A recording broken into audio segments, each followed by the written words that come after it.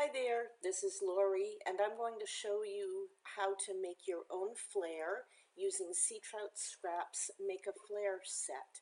This is really cool. You're going to find that she has the ping files individually and also a .page file.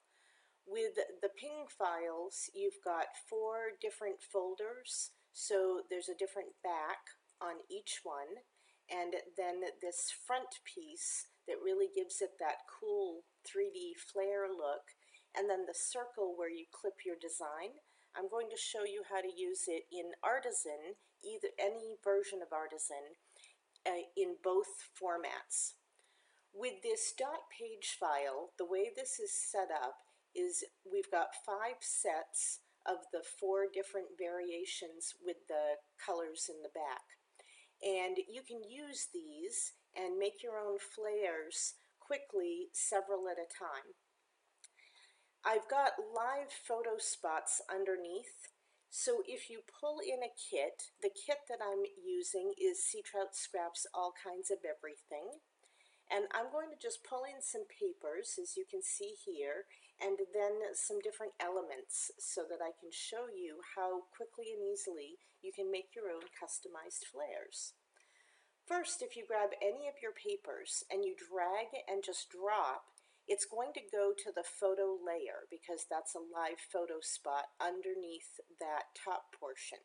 If you were to try to click, you're going to get the top portion, which is not the live photo spot.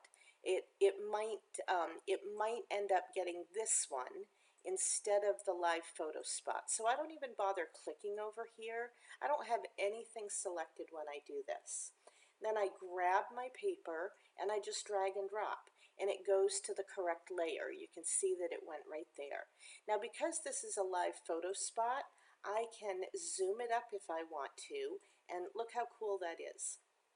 Now, I can also add an element on top of the paper.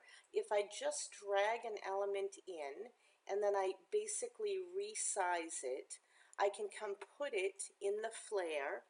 Now, over on the left-hand side, I can use my shift or my control key, and I can grab that color paper underneath, and then I can go to Arrange, Group, and Ungroup, and there it is, wherever I want it in there. I can even move it around until I have it perfectly set up the way I want it to be.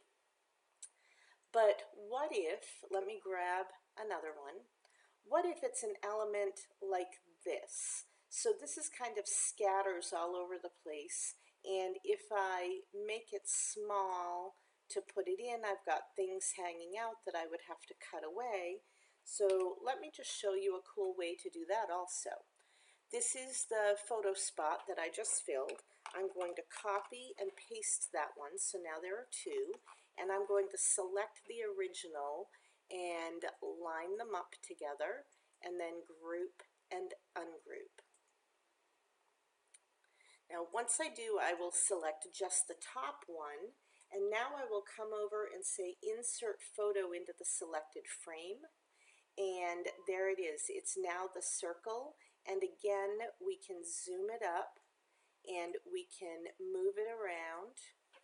Usually I find that when you need to move something like this, if you go right on that yellow crosshair at the beginning, that's the easiest way to do it. So this is a really quick and easy way to do this. And then once you have your flares, you can select the ones that you've decided on, that you've made, and you can always copy them. And now we're going to go over to another page so I can show you just how to use the pings individually if you didn't want to bring up that page. So first, of course, I could just paste these flares in, and if I select just this one, I can either group or flatten it. When I do that, I can easily resize, put it to where I want it to be. I can format and add a shadow, and now I've got my own customized flare. However, What if I don't want to open that .page file and I just want to use a certain one? When I come into the ping file, I can make sure that I'm sorting by descending order. I just grab all of these and drag them onto my page. Once I've done that, I like to see them over on the Elements panel. I go to Insert, Empty Frame. I take that into Format Photos, select Matte. I make a circle with a 0 width and make transparent around the edges and OK it. Now I keep that selected and I go get the photo layer where you're going to clip your own design, arrange, I do the size and then I align it, then I group and ungroup. Now if you do it this way, you can see that it turns out much bigger, and the reason for that is this original one wasn't originally flattened. So if you do flatten it, you will find that now the size lines up.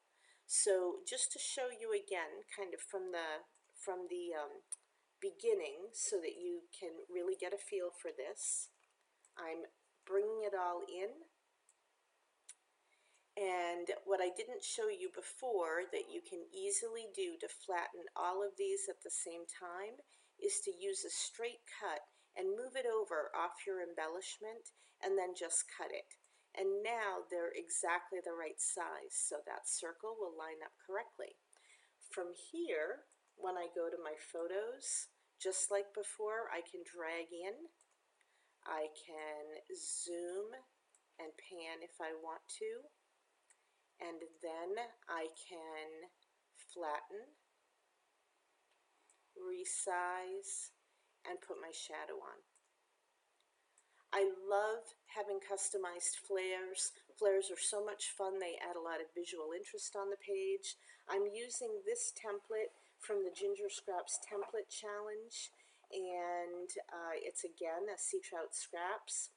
So thank you, Rachel, for doing these. Very, very cool, very fun, and I hope everyone enjoys. Have a great day.